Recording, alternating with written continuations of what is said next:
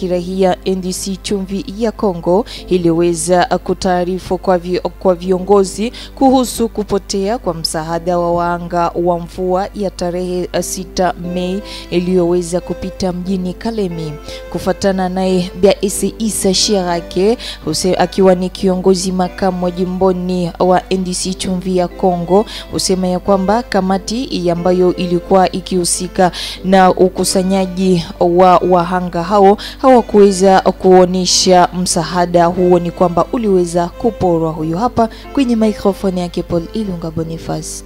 Tunatamani kujulisha umma wa jimbo la Tanganyika ya kwamba msaada ambao uliotumwa na serikali ya Kongo kuwalenga wahanga wa mafuriko ya tariki 6 za Mei, ni kwamba msaada ule unaonekana ya kwamba haujawafikia walengwa, na kutokana na taarifa ambazo tunazo ni kwamba watu ambao waliorozeshwa ambao ni wahanga wa mafuriko yale, wengi wao kabisa wanaonekana ya kwamba hawajapata msaada. Lakini kitu ambacho kinasikitisha ni kwamba kamati usika ambayo ilitengwa kwa ajili ya kufuatilia swala nzima la wale wahanga, inaonekana ya kwamba vitu vyote vinarudi kwenye tumbo zao na ndani ya familia zao. Ndio maana tunaomba kwa serikali jimboni kuchukua jukumu la kuwatafutisha wale ambao walitumika kwenye ile kamati, ambapo kuna chef de quartier wa quartier Joseph,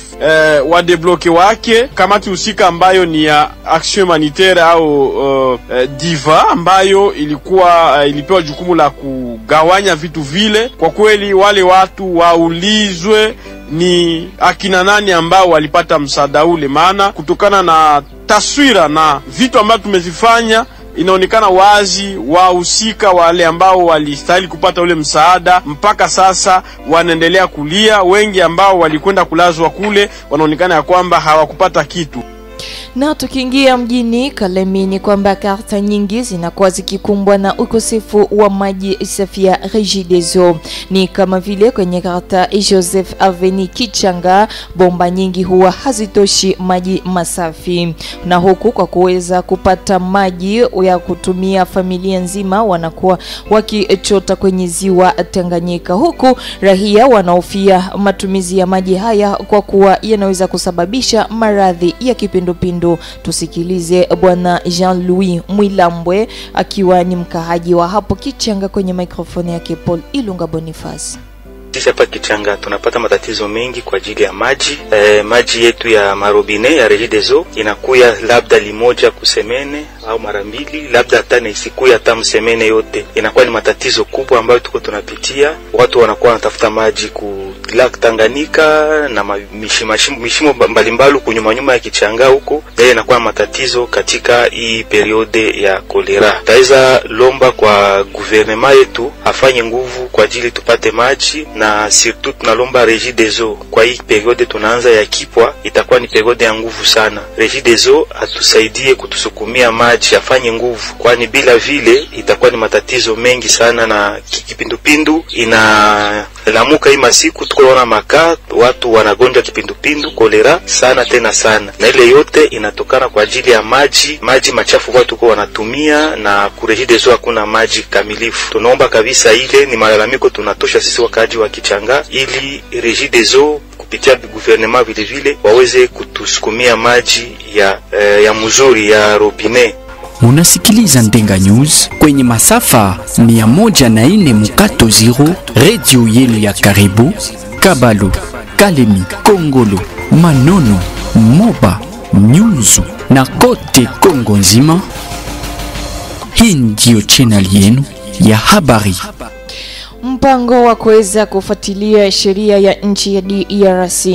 Waziri nchini husikae na sheria Costa Mutamba kama gisi bunge ya taifa hili weza kukubaliana na ombi la jaji mkuu. Wachambuzi wa mambo ya sheria pia siasa huwaza ya kwamba waziri Costa Mutamba anapaswa kujihudhuru ili sheria ifanye kazi yayo vizuri, huku wazo hilo liliweza kusapotiwa na Emetre Bavo Kalinde. Huyo hapa kwenye microphone yake Furahisha Makangila. Wabunge wanamruhusu procureur general wa cassation amufuatilie ministre wa justice Constant Mutamba. Muhimu maneno inasemekana kama kuko makuta ilipashwa kujengewa prison 39 millions de dollars, 19 millions de dollars. Inaonekana kama hiyo makuta iliibiwa au ilitaka kuibiwa. Ni hivi, nani procureur general alilomba autorisation kwa assemblée, ndio kama ni membre wa gouvernement avant ya kumpoursuivre yafa assemblée alete ile autorisation. Donc kwa maana procureur general aliandika kwa assemblée, na kwa assemblée ba député banaitika a poursuivre. Dire a partir ya hapa sasa nani procureur general anaweza sasa kumconvoquer, kumuentendre na kumfunga kama naona ile maneno iko kweli, na kisha ndio kutuma ku tribunal kule tunaita ku cour de cassation. Mais kwa hapa sasa ministre anapaswa kudemissioner. Huko wengine wanasema anawaza kudemissioner paka kama banapeleka dossier ku tribunal. Mais sisi tunazani kama a partir du moment où banaanza deja kumpoursuivre par élégance, yafaa tu adémissionner. Juu procureur général anaweza kumfunga. Sasa yeye kama adémissionner atamfunga yuko mprison, yuko paka vile ministre. No, inapaswa kwanza najitenga kidogo, kama wanakuwa kuona ni maneno ya uongo anarudia kwa fonction yake. Ni vile demokrasia inafonctionner. Kama wendo kufungua redio yako unafata taarifa ya habari yenye uhakika Kundenga News 104.0, huku tashikota kiwa na milikiwa na Amani Bwirire. Ndenga News katika eneo yote ya jimbo la Tanganyika hadi kando ya ziwa kuu. Ubora wa habari ya ndani ni kupitia Ndenga News. Kama gisi nilivyokujuza kwenye vichwa vya habari ni kwamba watu 4 waliweza kuuawa siku ya 5 ya tarehe 30 Mei na wanamgambo wa Kodeko ni kwenye groupmenti ya Masumbuko tarafani Jugu jimboni Ituri. Kufatana naye Pilo Mulindro akiwa ni mkuu wa sekta ya Bahema Nord usema ya kwamba wahanga ni wasafiri wamoja walioweza kuuawa na wanamgambo hao wapiganaji wa Kodeko. Huyu hapa tumsikilize kwenye njia ya simu ya mpashaji habari mwenzetu apatikanapo huko Ituri.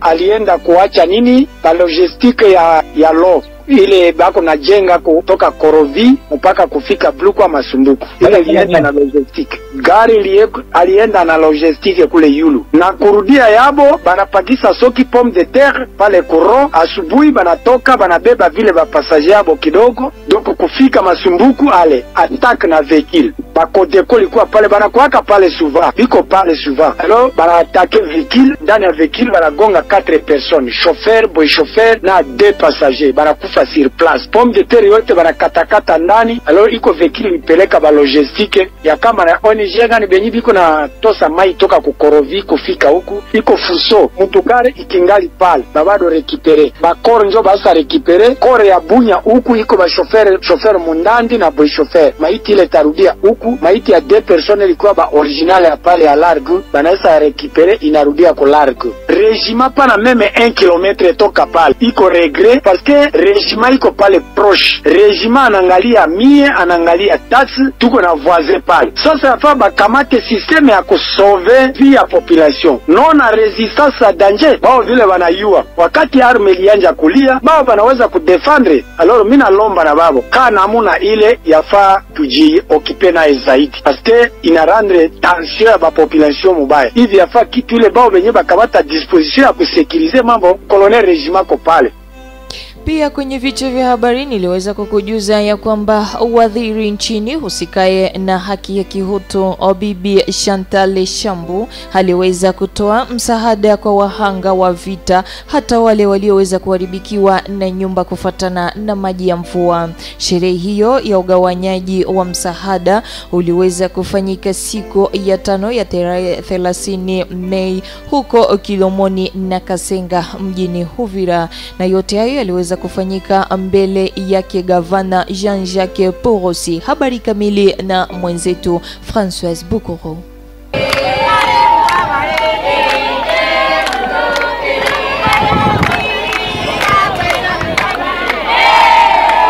Sherehe imeendeshwa mbele ya umati wa watu pakiwepo wanamemba wa baraza la usalama jimboni, meya makamu wa jiji la Uvira Kifara Kapenda Kiki, wanamemba wa shirika za kiraia, wahanga watakaonufaika na msaada na wakaji wengine ambao wamefika kujionea binafsi. Msaada huo unaundwa na chakula kama vile mchele, maharagwe, sabuni, chumvi na vingine kaza wa kaza. Kunako kituo cha Kilomoni kama vile cha Kasenga, Bora Kamwanya, kiongozi makamo wa ofisi ya waziri na kiwa pia mwakilishi mahalumu wa waziri anayehusika na masuala ya haki ya binadamu, ametoa ujumbe wa pole kwa wahanga wa mafuriko na wahami wa mizozo ya vita. Amejulisha kuwa licha msaada huu ambao hauambatani na mapashwa ya wizara ya haki ya binadamu, ile inakuwa ni alama ya mapendo na ya umoja ambayo waziri wa mambo ya haki ya binadamu ameonyesha kwa wakaji wa Uvira na wale wa jimbo la Kivu Kusini ambao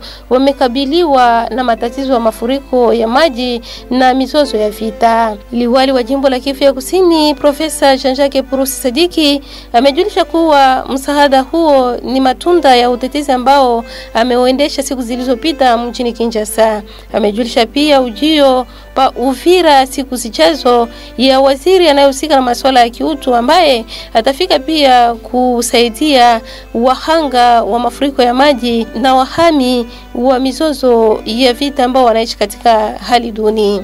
Tulikuwa Kinshasa, tulibakia miezi 3 Kinshasa. Mkubwa wa nchi ndio alituitaka kule twende kusaidia kudeveloper ma strategie, kucontribuer, kuexpliquer dunia kitu gani kuna pitika mswid Kivu. Kama tuko na vita ya 30 ans, miaka 13 vita haishaki. Ni juu ya nini? Ni juu ya minere yetu, ni juu ya mashamba yetu konayo, ni juu ya business commerce. Lakini ni kusema kama vile vitaisha, ifale mtu mwanabijua njoo abielezee ba partenaire, na ndio maana nilienda kule kueleza kubwa nchi kwa napigana kabisa. Le Congo ne tombera jamais. Nikiripoti toka Uvira kwa niaba ya Ndenga FM, François Bukuru Mwimule.